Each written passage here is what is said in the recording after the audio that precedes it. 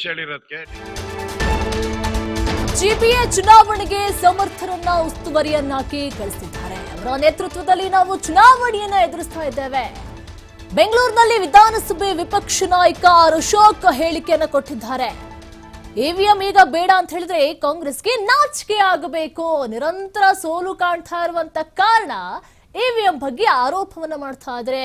ಮುಖಭಂಗವನ್ನ ತಪ್ಪಿಸ್ಕೊಳ್ಳೋದಕ್ಕೋಸ್ಕರ EVM ಮೇಲೆ ಹೇಳ್ತಾ ಇದ್ದಾರೆ. ಇವಿಎಂ ಬೇಡ ಅಂತ ಹೇಳ್ತಾ ಇದ್ದಾರೆ. ಬೆಂಗಳೂರಿನಲ್ಲಿ ಗೆಲ್ಲುವುದಿಲ್ಲ ಅಂತ ಹೇಳಿ ಕಾಂಗ್ರೆಸ್ ಸರ್ವೆಯಲ್ಲೇ ಗೊತ್ತಾಗಿದೆ. ಮತಪತ್ರ ಬೇಡ ಅಂತ ಈಗಾಗಲೇ ಡಿಕೆ ಸುರೇಶ್ ಕೂಡ ಹೇಳಿದ್ದಾರೆ. ಬೆಂಗಳೂರಿನಲ್ಲಿ ವಿಧಾನಸಭೆ ವಿಪಕ್ಷ ನಾಯಕ ಅಶೋಕ್ ಹೇಳಿಕೆಯನ್ನ ಕೊಟ್ಟಿದ್ದಾರೆ. ಈಗ ಬ್ಯಾಲೆಟ್ ಪೇಪರ್ ಮತ್ತೆ ಇವಿಎಂ ಬಳಕೆ ಬಗ್ಗೆ ಬಹಳಷ್ಟು ಗೊಂದಲಗಳು ಮತ್ತೆ ಚರ್ಚೆಗಳು ಶುರುವಾಗಿರುವಂತದ್ದು. ಈಗ ನಿರಂತರವಾಗಿ ಸೋಲನ್ನ ಕಾಣ್ತಾ ಇದೆ. ಅದಕ್ಕೋಸ್ಕರ ಇವಾಗ ಇವಿಎಂ ಬೇಡ ಅಂತ ಹೇಳಿ ಹೇಳ್ತಾ ಇದ್ದಾರೆ. ಸಿಂಗ್ ಇದ್ದಾಗೆ ಅದನ್ನ ಎಲೆಕ್ಟ್ರಾನಿಕ್ ವೋಟಿಂಗ್ ಮಿಷಿನ್ಗೆ ಹೋಗಿದ್ದೀರಿ ನಾವು. ಮನಮೋಹನ್ ಸಿಂಗ್ ಅವರ ಫಸ್ಟ್ ಅದನ್ನ ಜಾರಿಗೆ ತಂದವರು. ಅವ್ರ ಕೂಸಲೇ ಇವಾಗ ಬೇಡ ಅಂತ ಹೇಳಿದ್ರೆ ಕಾಂಗ್ರೆಸ್ ಅವರು ನಾಚಿಕೆ ಆಗ್ಬೇಕು. ಕಾಂಗ್ರೆಸ್ ಅವ್ರಿಗೆ ಜನ ಒಂದ್ ಸಿಸ್ಟಮ್ ಅನ್ನ ಅಕ್ಸೆಪ್ಟ್ ಮಾಡಿದ್ದಾರೆ. ಮತ್ತೆ ಸುಪ್ರೀಂ ಕೋರ್ಟ್ ಹೈಕೋರ್ಟ್ಗಳು ಈ ಸಿಸ್ಟಮ್ ಏನಿದೆ ಇದು ಪಾರದರ್ಶಕ ಅಂತ ಹೇಳಿ ಹಲವಾರು ಜಡ್ಜ್ಮೆಂಟ್ಗಳು ಬಂದಿದೆ.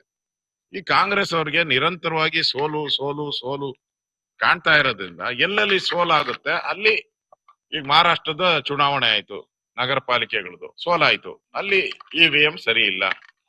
ತೆಲಂಗಾಣದಲ್ಲಿ MLA ಚುನಾವಣೆ ಆಯ್ತು, ಅಲ್ಲಿ ಕಾಂಗ್ರೆಸ್ ಗೆತ್ತು, ಇವಿಎಂ ಸರಿ ಇದೆ.